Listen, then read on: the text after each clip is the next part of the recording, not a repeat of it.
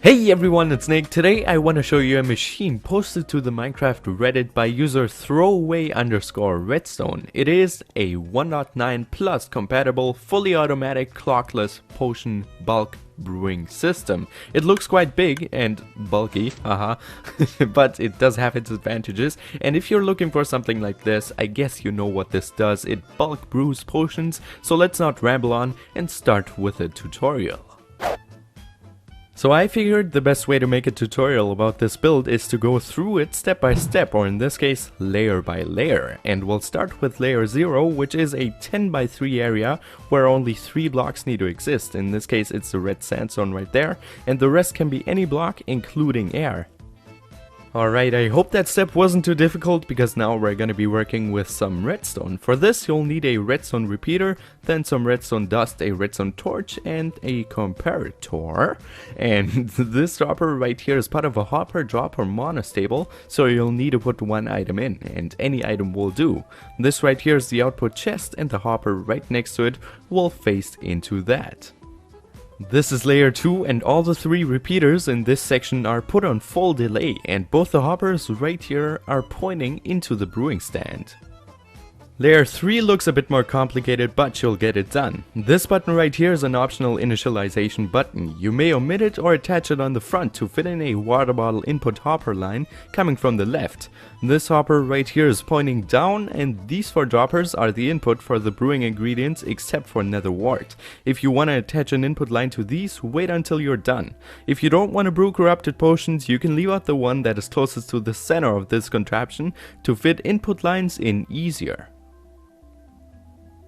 Layer 4 looks like this, and this right here is a sticky piston. This dropper is pointing to the right, the hopper right here is pointing to the other hopper, and this hopper is pointing down.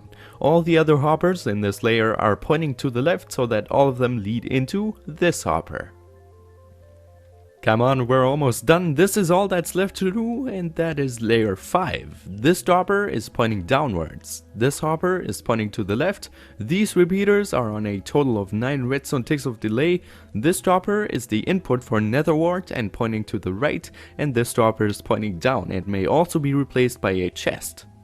Once you're done, your machine should look something like this, and I made a little mistake during the tutorial, which should be an easy fix. Look right here, this hopper is not on top of that dropper, so we'll just need to move it, take it off right there, and then point the hopper into this hopper line on top of the dropper. And now we're all good, and we can start this whole thing up, and we'll do that by filling up these droppers right here with our ingredients. I want to brew a potion of invisibility, and for that I need golden carrots to make a potion of night vision.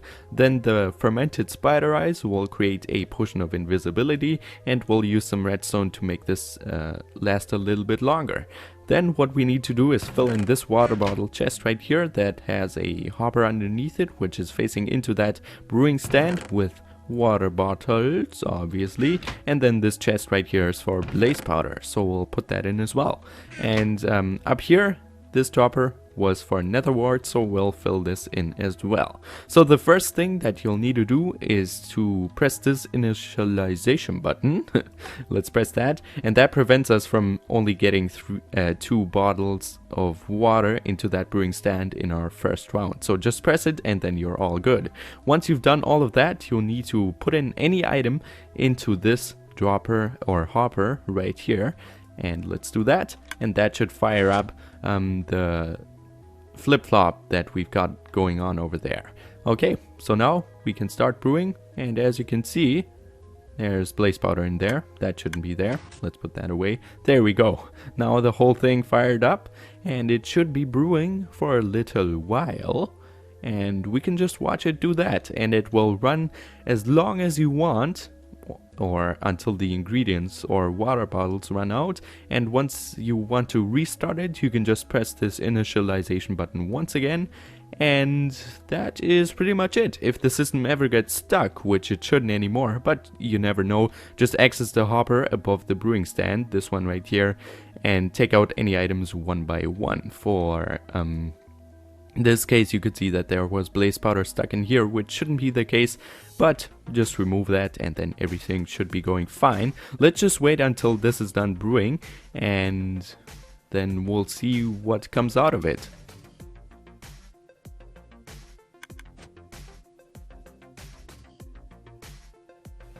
Alright, redstone is almost done, and you can see that the potions get sucked out, new water bottles get put in here, and we've got our first pair of invisibility potions right in here. Now you might be wondering why there's only two. That is because one is stuck inside of this item hopper, but that shouldn't be that big of a deal because you're gonna be bulk brewing, you're gonna have tons of potions, and once you're done you can just take it out of there. That is just a little threshold the hopper needs. But that is it for this contraption. Thanks again so much to throwaway_redstone. A link to his profile is gonna be in the description, and I want to thank you very much for watching, and I want to wish you a lot of fun rebuilding this because I love these new redstone projects. So this is how it looks like from all these sides, and that is pretty much it. If you want to see some more redstone, click the box on the left, and if you want to see something else that you may have missed, click the box on the right.